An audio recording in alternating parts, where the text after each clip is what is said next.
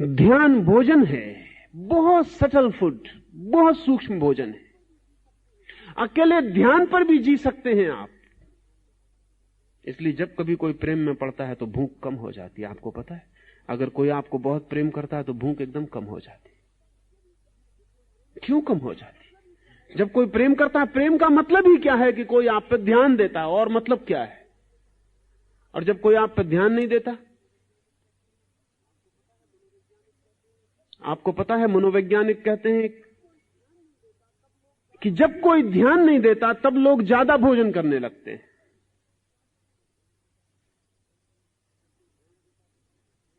जब कोई ध्यान देता तो कम भोजन करते हैं, क्योंकि ध्यान भी कहीं गहरे में भोजन का काम करता है, बहुत सूक्ष्म तल पर काम करता है। जिस चीज को हम ध्यान देते हैं उसको शक्ति देते हैं, ये मैं कह रहा हूं। और अब इसको कहने के वैज्ञानिक आधार हैं, अब इसको नापने के भी उपाय हैं। मैं पीछे आपसे निकोलिएव और कामेनिएव का नाम लिया। ये दोनों व्यक्ति टेलीपैथिक कम्युनिकेशन में इस समय पृथ्वी पर सबसे ज्यादा निष्णात लोग हैं। निकोलिएव विचार भेजता है, ब्रॉडकास्ट करता है, और हजारों मील दूर कामेनिएव उस विचार को पकड़ता है। वैज्ञानिकों ने यंत्र लगा के बड़े चकित हो गए कि जब निकोलिएव विचार भेजता है तो उसकी शक्ति क्षीण होती है। उसके चारों तरफ यंत्र बताते हैं कि उसकी शक्ति क्षीण हो रही है। और जब हजारों मील दूर कामेनिएव विचार को ग्रहण करता है तब उसकी शक्ति यंत्र बताते हैं कि बढ़ गई। आश्चर्यजनक, हजारों मील दूर। लेकिन जब निकोलिएव विचार भेजता है कामेनिएव को तो उससे पूछा गया कि वो करता क्या है। वो कहता है, मैं आंख बंद करके ध्यान करता हूं कि कामेनिएव मेरे सामने उपस्थित है। वो दूर नहीं है, मेरे सामने उपस्थित है। मैं अपने सारे ध्यान को उस पर लगा देता हूं, सब भूल जाता हूं, सिर्फ कामेनिएव रह जाता है। और जब कामेनिएव रह जाता है और मुझे प्रत्यक्ष दिखाई पड़ने लगता है कि ये सामने खड़ा है, तब मैं उससे बोलता हूं। ध्यान, वो अटेंशन दे रहा है, तो उसकी ऊर्जा हजारों मील दूर बैठे हुए व्यक्ति को उपलब्ध हो जाती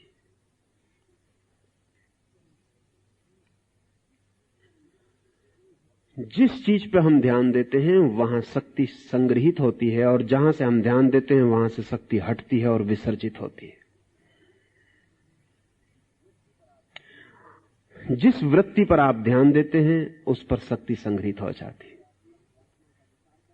जब आप काम वासना का विचार करते हैं तो आपके काम वासना का जो केंद्र है वो शक्ति को इकट्ठा करने लगता है।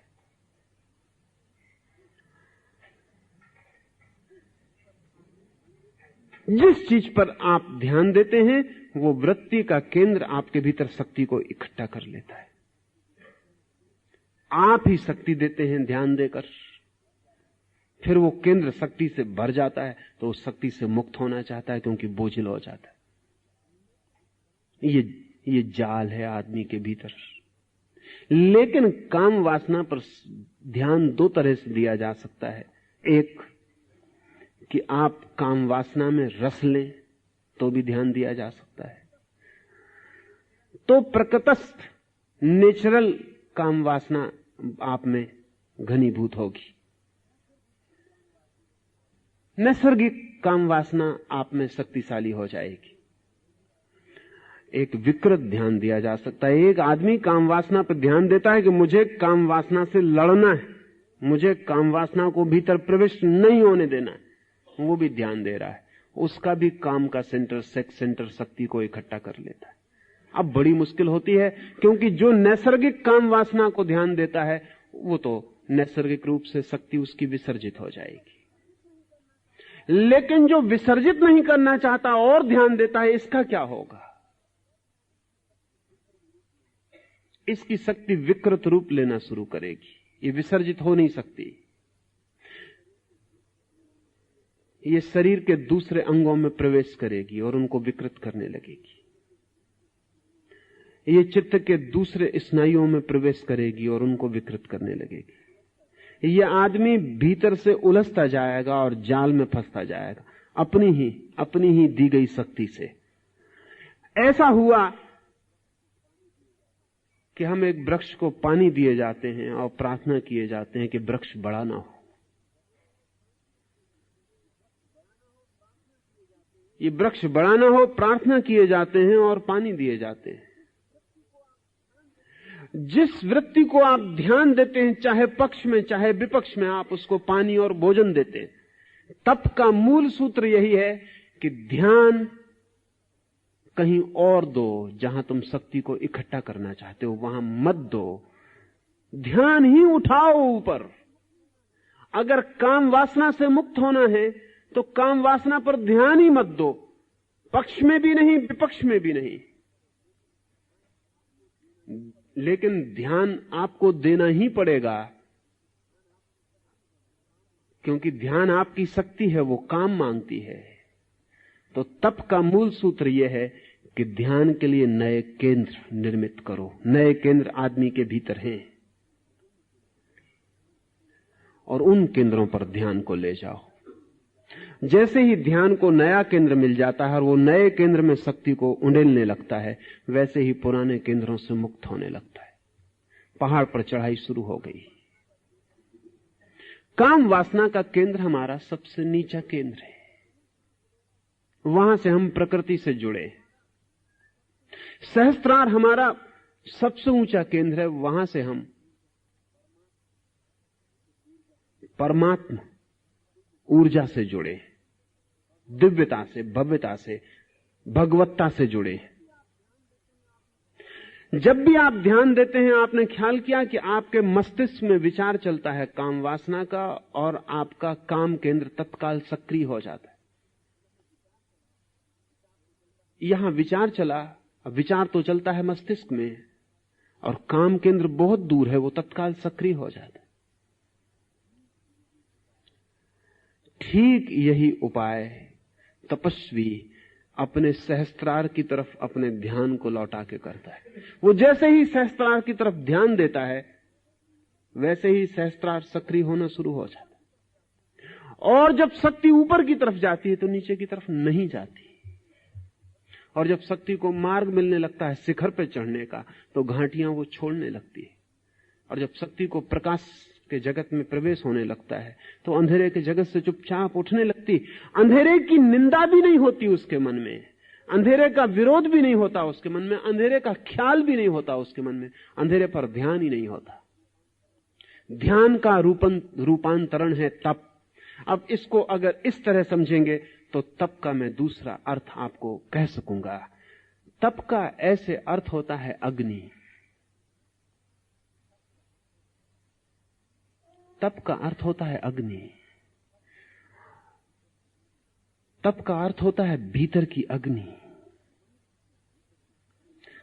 मनुष्य के भीतर जो जीवन की अग्नि है, उस अग्नि को ऊर्ध्वगमन की तरफ ले जाना तपस्वी का काम है। उसे नीचे की ओर ले जाना भोगी का काम है। भोगी का अर्थ है जो अग्नि को नीचे की ओर प्रवाहित कर रहा है जीवन में, अधोगमन की ओर। तपस्वी का अर्थ है जो ऊपर की ओर प्रवाहित कर रहा है उस अग्नि को, परमात्मा की ओर, सिद्धावस्था की ओर। ये अग्नि दोनों तरफ जा सकती है। और बड़े मजे की बात यह है कि ऊपर की तरफ आसानी से जाती है, नीचे की तरफ बड़ी कठिनाई से जाती है, क्योंकि अग्नि का स्वभाव ऊपर की तरफ जाना है। आपने ख्याल किया, आप आग जलाते हैं वो ऊपर की तरफ जाने लगती है। इसलिए इसे तप नाम दिया, इसे अग्नि नाम दिया, इसे यज्ञ नाम दिया, ताकि ये ख्याल में रहे कि अग्नि का स्वभाव तो ऊपर की तरफ जाना है, नीचे की तरफ तो बड़ी चेष्टा करके ले जानी पड़ती। पानी नीचे की तरफ बहता है, अगर ऊपर की तरफ ले जाना हो तो बड़ी चेष्टा करनी पड़ती है। और आप चेष्टा छोड़ दें कि पानी फिर नीचे की तरफ बहने लगा। आपने पंपिंग इंतजाम छोड़ दिया, पानी फिर नीचे बहने लगेगा। अगर ऊपर चढ़ाना है तो पंप करो, ताकत लगाओ, मेहनत करो। नीचे बहने के लिए पानी किसी की मेहनत नहीं मांगता, खुद बहता है, वो उसका स्वभाव है। अग्नि को अगर नीचे की तरफ ले जाना है तो इंतजाम करना पड़ेगा। अपने से अग्नि ऊपर की तरफ उठती है, ऊर्ध्वगामी। इसको तप कहने का कारण है क्योंकि भीतर की जो अग्नि है, जो जीवन अग्नि है, वो स्वभाव से ऊर्ध्वगामी है। एक बार आपको उसके ऊर्ध्वगमन का अनुभव हो जाए, फिर आपको प्रयास नहीं करना पड़ता उसको ऊपर जाने के लिए, वो जाती रहती है। एक बार सहस्त्रार की तरफ तपस्वी का ध्यान मुड़ जाए तो फिर उसे चेष्टा नहीं करनी पड़ती, फिर वो अग्नि अपने आप बहती रहती है।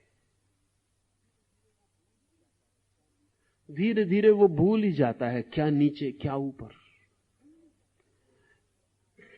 भूल ही जाता है, क्योंकि फिर तो अग्नि सहज ऊपर बहती रहती है। एक बार आग राह पकड़ ले तो ऊपर की तरफ जाना उसका स्वभाव है। नीचे की तरफ ले जाने के लिए बड़ा आयोजन करना पड़ता है, लेकिन हम नीचे की तरफ ले जाने के इतने लंबे अभ्यस्त हैं, जन्मों जन्मों की हमारा अभ्यास है नीचे की तरफ ले जाने का। इसलिए नीचे की तरफ ले जाना जो कि वस्तुतः कठिन है, वो हमें सरल मालूम पड़ता। ऊपर की तरफ ले जाना जो कि वस्तुतः सरल है, वो हमें कठिन मालूम पड़ता। कठिनाई हमारी आदत में है, आदतें बड़ी कठिन हो जाती, और कभी कभी स्वभाव जो कि हमारी आदत नहीं है, जो कि वस्तु का धर्म है, उसके ऊपर हमारी आदत इतनी सख्त होकर बैठ जाती है कि स्वभाव को दबा देती है। हम सबके स्वभाव दबे हुए हैं आदतों से। जिसको महावीर कर्म का क्रम कहते हैं, वो हमारी आदतों का क्रम है। हमने आदतें बना रखी हैं, वो हमें दबाए हुए हैं। वो आदतें लंबी हैं, पुरानी हैं, गहरी हैं, उनसे छूट जाना आज इसी वक्त संभव नहीं हो जाएगा। तो हम उनसे लड़ना शुरू करते हैं और उल्टी आदत बनाते हैं, लेकिन आदत फिर भी आदत ही होती है। गलत तपस्वी सिर्फ आदत बनाता है तप की, ठीक तपस्वी स्वभाव को खोजता है, आदत नहीं बनाता। हैबिट और नेचर का फर्क समझ लें। हम सब आदतें बनवाते हैं। हम बच्चे को कहते हैं क्रोध ना करो, क्रोध की आदत बुरी है, न क्रोध करने की आदत बनाओ। वो न क्रोध करने की आदत तो बना लेता है, लेकिन इससे क्रोध नष्ट नहीं होता, क्रोध भीतर चलने लगता है। काम वासना पकड़ती तो हम कहते हैं ब्रह्मचर्य की आदत बनाओ, वो आदत बन जाती, लेकिन काम वासना भीतर सरकती रहती, वो नीचे की तरफ बहती रहती, उससे कोई फर्क नहीं पड़ता। तपस्वी खोजता है स्वभाव के सूत्र को, ताओ को, धर्म को।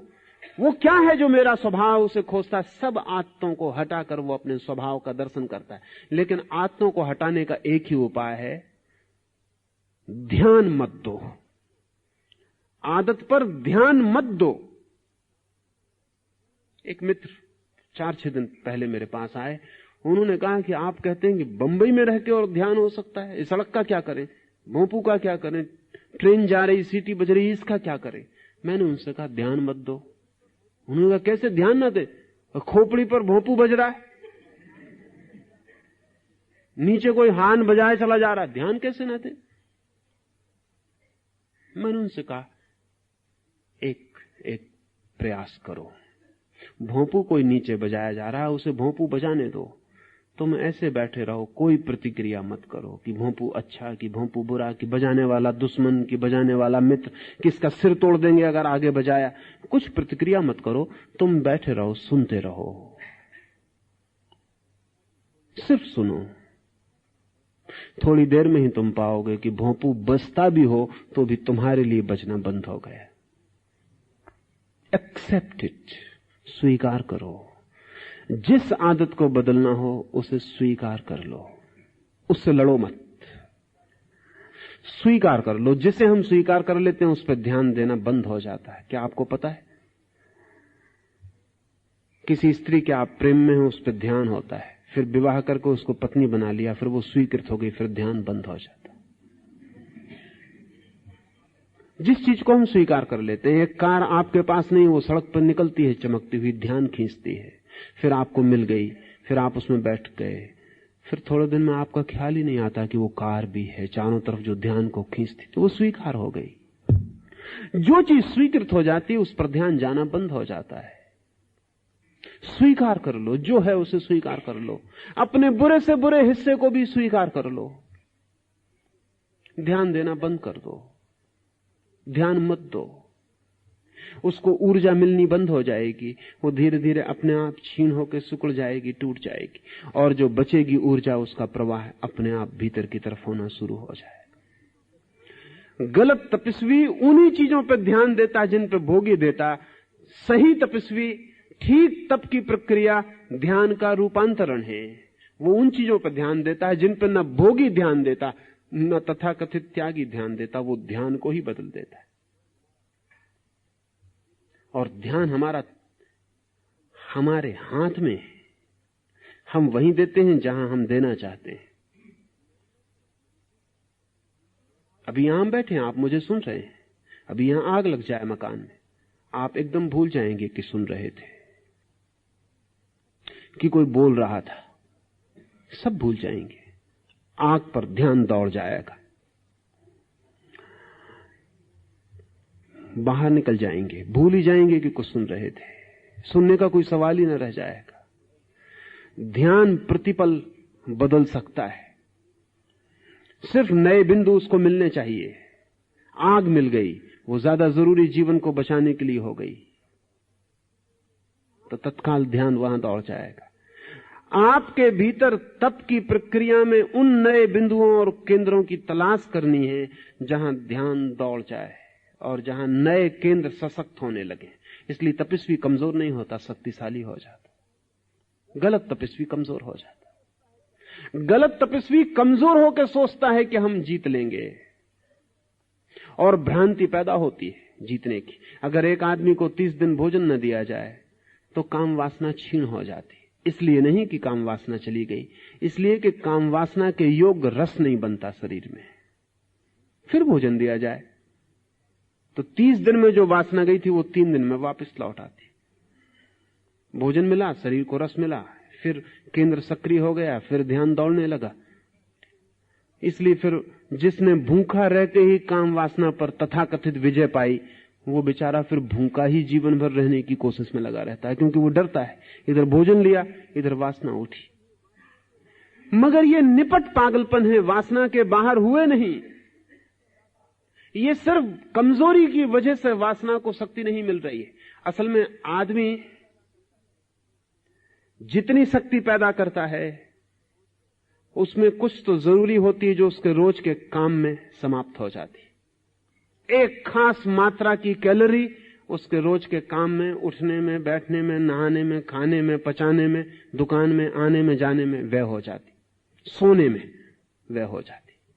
उसके अतिरिक्त जो बचती है वो उस केंद्र को मिल जाती जिस पे आपका ध्यान है। द सुपरफ्लुअस, जो अतिरिक्त है। अगर समझ लें कि 1000 कैलोरी मान लें कि आपके रोजमर्रा के काम में खर्च होती है, और आपके भोजन और आपकी व्यवस्था से आपको 2000 कैलोरी शक्ति शरीर में पैदा होती है, तो आपका ध्यान जिस केंद्र पर होगा 1000 कैलोरी जो शेष बची है उस केंद्र पर दौड़ जाएगी। उसको कोई रास्ता नहीं, ध्यान ही रास्ता है। ध्यान ही एरो है जिससे वो जाएगी। उसको और कुछ पता नहीं कहां जाना है। आपका ध्यान उसको खबर देता है कि यहां जाना है, वो वहां चली जाती है। अब अगर आपको झूठे तप में उतरना है तो आप भोजन इतना कर दें कि 1000 कैलोरी से ज्यादा आपके भीतर पैदा ना हो। फिर आपको ब्रह्मचर्य सदा हुआ मालूम पड़ेगा, क्योंकि आपके पास अतिरिक्त शक्ति बचती नहीं जो कि सेक्स के केंद्र को मिल जाए। 1000 शक्ति पैदा होती है, 1000 आप खर्च कर लेते। इसलिए तपस्वी खाना कम कर देता है, पैदल चलने लगता है, श्रम ज्यादा करने लगता है और खाना कम करता चला जाता है। ये दोहरी प्रक्रियाएं करता है ताकि शरीर में शक्ति कम हो और शक्ति व्यय ज्यादा हो। वो मिनिमम पर जीने लगता है। न होगी अतिरिक्त शक्ति, न वासना बनेगी, मगर इससे वो वासना से मुक्त नहीं होता। वासना अपनी जगह खड़ी, वासना का केंद्र प्रतीक्षा करेगा, अनंत जन्मों तक प्रतीक्षा करेगा। कहेगा कि जिस दिन शक्ति ज्यादा हो मैं तैयार हूं। ये सिर्फ भय में जीना है। इस जीने से कहीं कुछ उपलब्ध नहीं होता। इससे प्रकृति तो चूक जाती है, संस्कृति नहीं मिलती, सिर्फ विकृति मिलती है और एक भयभीत चेतना रह जाती है पीछे। नहीं, ये नहीं है मार्ग, ठीक पॉजिटिव ऑस्टेरिटी का, ठीक विधायक तप का मार्ग है। शक्ति पैदा करो, ध्यान रूपांतरित करो, ध्यान नए केंद्रों पर ले जाओ ताकि शक्ति वहां जाए। इसे हम धीरे धीरे जब और गहरे उतरेंगे ध्यान के परिवर्तन के लिए, तो ये प्रक्रिया ख्याल में आ सकेगी। लेकिन सबसे पहले तो ये ख्याल में ले लेना चाहिए कि मेरी अतिरिक्त शक्ति किस केंद्र से व्यय हो रही है। उसके विपरीत जो केंद्र है उस केंद्र पर ध्यान को लगाना पड़ेगा।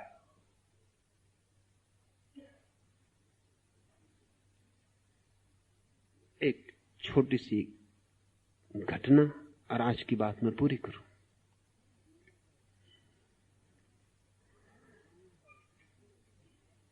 धर्म गुरुओं का एक सम्मेलन हुआ है। बड़े धर्म गुरु उस देश के एक नगर में इकट्ठे हुए।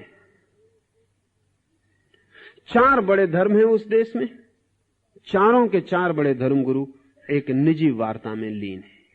सब सम्मेलन निपटने के करीब हो गया, वो बैठ के बातें कर रहे हैं। ऊंची बातें हो चुकी, नकली बातें हो चुकी, अब वो बैठ के असली गपशप कर रहे हैं। 75 साल का बूढ़ा धर्मगुरु कहता है कि हो गई वे बातें, सुन गए लोग, लेकिन तुम्हारे सामने क्यों मैं छिपाऊं, और मैं आशा करता हूं तुम भी ना छिपाओगे। अच्छा होगा कि हम बताएं कि असली जिंदगी हमारी क्या है। मैं तो एक ही चीज से परेशान रहा हूं, वो धन, और दिन रात धन के विपरीत बोलता हूं, पर धन पे मेरी बड़ी पकड़ है। एक पैसा भी मेरा खो जाए तो रात भर मुझे नींद नहीं आती, या एक पैसा मिलने की आशा बंध जाए तो भी रात भर एक्साइटमेंट रहता और नींद नहीं आती। बड़ी धन ही मेरी कमजोरी, बड़ी मुश्किल है, इसके पार में नहीं हो पा रहा। क्या आप में से कोई पार हो गया तो बताए। दूसरों ने कहा पार तो हम भी नहीं हुए, हमारी अपनी अपनी मुसीबतें हैं। एक ने कहा मेरी मुसीबत तो ये अहंकार है, इसके लिए ही जीता हूं, इसी के लिए उठता हूं, इसी के लिए बैठता हूं, इसी के लिए अहंकार के खिलाफ भी बोलता हूं, पर है यही, इससे मैं बाहर नहीं हो पाता। तीसरे ने कहा मेरी कमजोरी तो ये काम वासना है, ये स्त्रियां मेरी कमजोरी हैं। दिन रात समझाता हूं, प्रवचन करता हूं, ब्रह्मचर्य का व्याख्यान करता हूं चर्च में, लेकिन मैं उस दिन बोलने में मजा ही नहीं आता जिस दिन स्त्रियां नहीं आती। खुद ही मजा नहीं आता बोलने। जिस दिन स्त्रियां आती उस दिन मेरा जोश देखने लायक रहता। उस दिन जब मैं बोलता हूं तो बात ही और होती, लेकिन अब मैं जानता हूं भली भांति कि वो भी काम वासना ही मेरी, उसके मैं बाहर नहीं हो पाता। चौथा आदमी मुल्ला नसरुद्दीन था। वो उठ के खड़ा हो गया, उसने कहा कि क्षमा करें मैं जाता हूं। उन्होंने कहा लेकिन तुमने अपनी कमजोरी ना बताई। उसने कहा मेरी सिर्फ एक कमजोरी है, वो है निंदा। अब मैं नहीं रुक सकता एक भी क्षण, पूरा गांव मेरा राह देख रहा होगा, जो मैंने यहां सुना है वो मुझे कहना होगा। क्षमा करें मेरी एक ही कमजोरी है, अफवाह, और अब मेरा रुकना मुश्किल है। की कोशिश की, तू ठहर भाई, तेरी ये कमजोरी थी तो तूने पहले क्यों ना कहा, इतनी देर चुप क्यों रहा।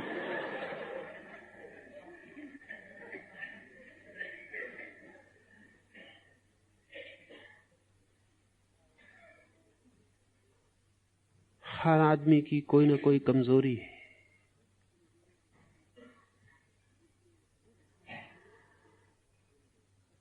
उस कमजोरी को ठीक से पहचान ले, उसी में आपकी ऊर्जा व्यय होती है। मुल्ला ने कहा कि तब तक तो मैं बैठा रहा जब तक मैं पूरा न सुन पाया, लेकिन जब मैंने पूरा सुन लिया तो जग गई मेरी शक्ति। अब इस रात सोना मेरे बस में नहीं। अब जब तक एक एक शक्ति जग गई मेरी, वो जो कमजोरी है हमारी, वही हमारी शक्ति का निष्कासन है।